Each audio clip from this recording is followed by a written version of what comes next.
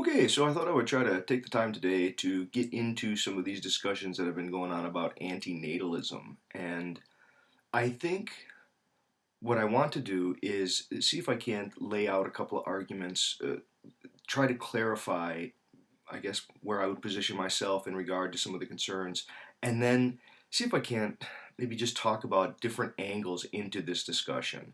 Okay, I think to me the major problem or the most significant issue is what I would call the pervasive either or logic. There seems to be a kind of operating logic where people they they go to extremes.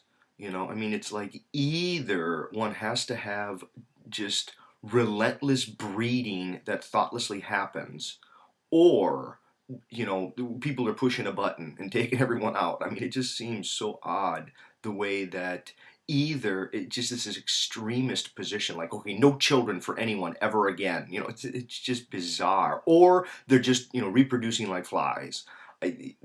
That either or problem is going to be the bugbear throughout. So we're going to need to really keep a close eye on the is it just like this, or can we get closer and closer and closer and then just try to vibrate a little bit around possible ways of making it better? I think there is better. Okay. Um, I think the first thing that I want to say is that, from my perspective, it seems like quality of life is the issue. To say that we value just blanketly life for life's sake, I mean, that's a nice thought, and I do think there is something about life being sacred. I don't want to deny that. Okay? We don't have to go either or on this, though. I think we can acknowledge that and then also say that it's really about life in terms of quality. And so I would want to defend abortion rights. I would want to defend right to die. Uh, they're on both ends of the spectrum, right? Should people be very, very cautious about unwanted pregnancies and just thinking it's going to be okay, and not not realizing that all that's involved in raising a family, in being a parent, in helping a person learn how to make a meaningful life. And I think it's about the capacity to care and to love. See, I think there's not enough discussion of love, I think, in some of the discussions that I've heard, that people don't seem to want to talk about how important love is, and how love seems to cut some of the difference about whether or not life really is worth living or not. That the value of life and the quality of life may come from deep, deep senses of love and care and shared, I guess, shared feelings in light of the awesomeness of existence, rather than consumer products or security or conveniences and this kind of stuff. Okay, so again, it does seem to be about quality of life. I think there is this kind of contemporary belief that one can have everything. And so people, they want careers, they want all kinds of products, they want to travel widely, they want lots of friends, and then they also want to have a family, and they just throw it in like it's one more thing. And, you know, it may be that very, very, very few people, if anyone, quotes, gets to have it all. I mean, you have to make a decision. I think some people, they choose family rather than career. Some people choose career rather than family. Some people try to have both, and it ends up, I think we've all seen the cases, right? There are cases where people, they end up leaving families in ruins as they try to pursue their career, or other people end up, their careers get stalled out and they end up in huge amounts of debts, unable to do the things they wanted with their lives because they're bogged down with family obligations. It's on either side. But the answer isn't, well, yeah, it's, life sucks, let's just end it all. Let's just, stop having children. No, I mean, just because I say I don't want to have children, or, my wife and I say, well, we don't want to have children, I think to say that any person that we don't get to speak for other people. If some other person says, no, I know what I want out of my life, and what I want out of my life is to share the love that my partner and I have with each other. You have two people and they have a love that they want to share, and that love grows and it shares with that family and with their children. And this is where I guess I want to chime into this, and this is from my own subject position, which is as an adopted person. I posted a video earlier on about when I met my biological mother, and it was really pretty amazing. And growing up as an adopted person, I've thought about the. I guess everyone has. I don't mean it this way, but I think I personally have thought a lot about the possibility that I could have not been. I was born in Madison in '68, and arguably, abortion laws were, they were right there at the cusp. And the person who gave me up for adoption, could she have aborted? Yeah, I mean, I guess she could have. Would I have known? Would it have been better for me? Well, see, better wouldn't work. There would be no frame of comparison for better or worse. But I'm glad that she didn't make the choice for me. See, I'm happy to have been, despite all the suffering. And I'm not going to sit and show all my wounds. I think somehow on YouTube you have to show all your wounds and you have to talk about all your hardships in order to get any street cachet about how much suffering you've endured. I'm not going to go into it. I'm not.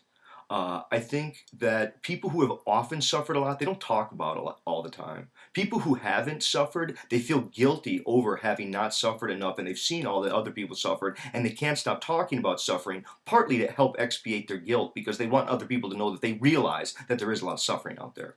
Okay, that said, I don't think other people can decide for other people.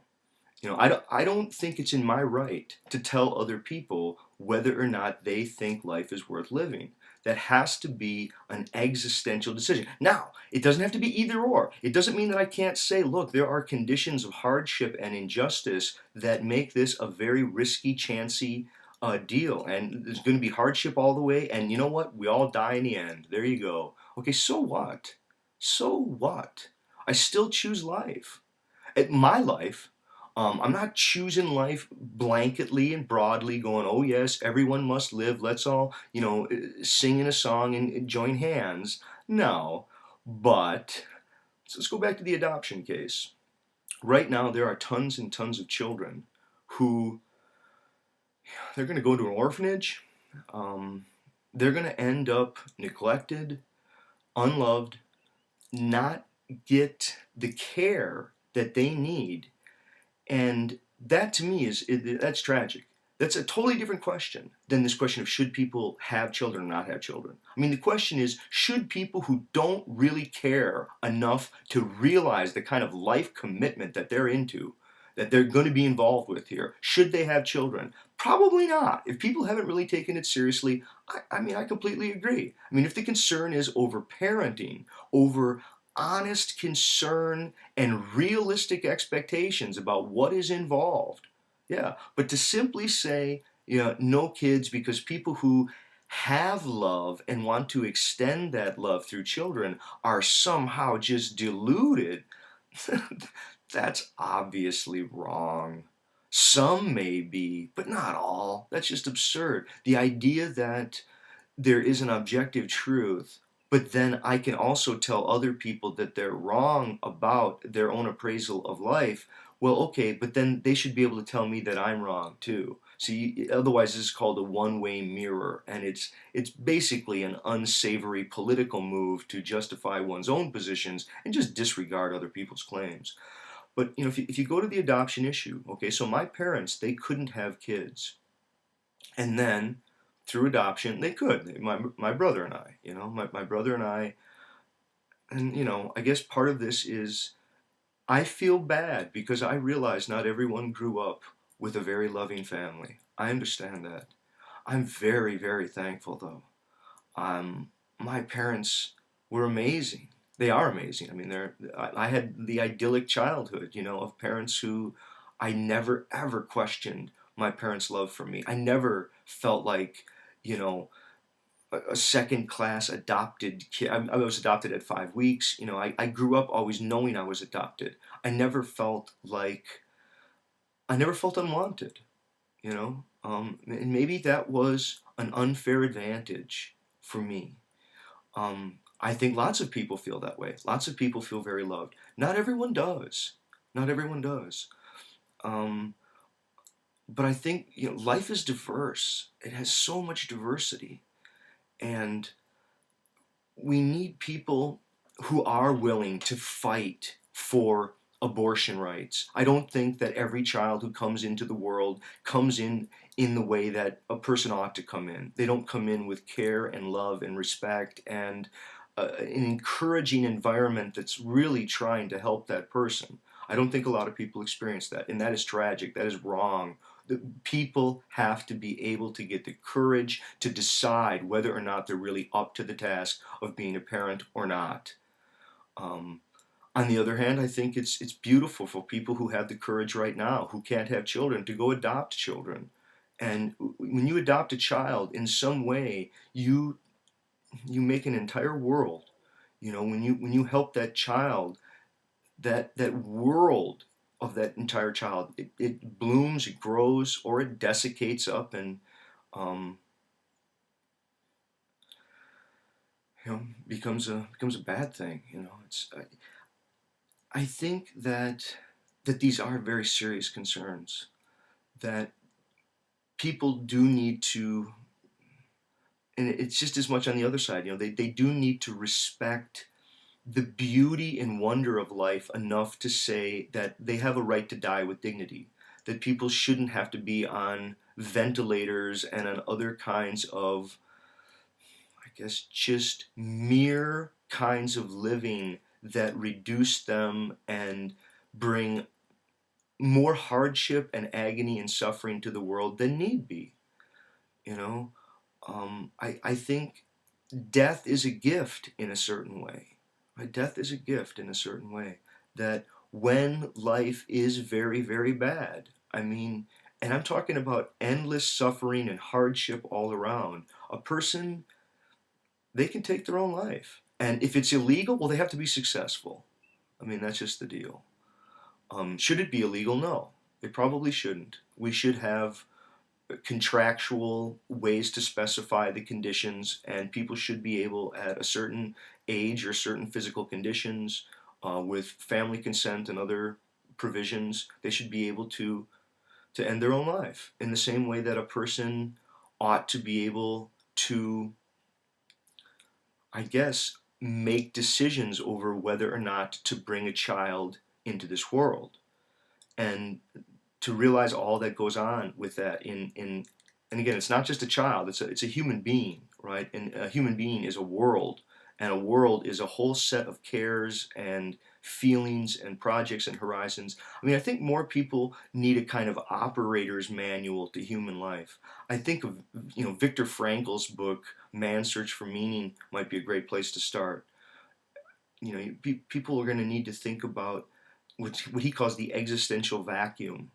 You know, there is a kind of vacuum that occurs, and it happened, you know, Walter Lippmann talks about it. It happened largely in the 20th century with geographical dispersion and the loss of family as primary end of life. You know, if family used to be what life was about and family bonds, somehow commercializing, enterprising, upward social mobility, and individual success story, these became the promise in the 20th century, and it really dispersed people. It left people a lot of, in a lot of cold relations, a lot of loveless relations, a lot of relations of comfort and ease and convenience in a big, lonely, empty house, right? Um, I don't think any of these things, though, are really about ending the next generations of life. I think the larger question is about love and about what do people want. Do they want more trinkets? Do they want more little consumer goods, more crap? Or do they want achievement? Well, I think there are. There are lots of things to do with one's life. there are goals, and I mean, I think somebody who wants to say, well, life sucks because it's just a big hole that you fill and it's nothing but a gap that needs fixing. Okay, so what? Who said it was supposed to be other than that? That's wonderful. What could be greater than a project that needs accomplishing? The fact that there's always still something outstanding, that's what makes life so beautiful, right? There's tons and tons of projects, and many of them are beautiful projects, projects of artistic creations, of collective um, trying to figure out sustainable ways of living. I mean, what a project. You know, to people who have vision, who want to implement their vision, it's almost like there's never been a richer time to be alive. Um, it's, it's a lot of hardship, a lot of injustice. You know, somebody there is working on their final exams into medical school because they want to go, whatever, cure cancer, and they get hit by a drunk driver. There's injustices. I understand. It's not fair. I understand. Um, what do you do? You know, I think there's a dawning awareness. People are becoming more and more self-aware. I didn't think, you know, throughout history, awareness ebbed and flowed. In Greece, it was at a heyday and it disappeared for a while. Sort of self-consciousness seemed to, somewhat waned. And then Renaissance, Enlightenment thought, ooh boy, robust self-consciousness. Here now in the electric age, I guess it's ebbing and flowing in different directions. Increasingly, people are self-aware and they're realizing their own concerns, and they're saying, you know what, kids are not for me, family is not for me. I'm more interested in different kinds of community and different ways of living my life. There are still many people though who their primary value is family. And if they're concerned and they're caring and they're loving and they have the wherewithal and the commitment to help bring better citizens into the world, I don't think any of us are in a position to judge and tell other people whether they can or cannot have kids. Okay, so thanks.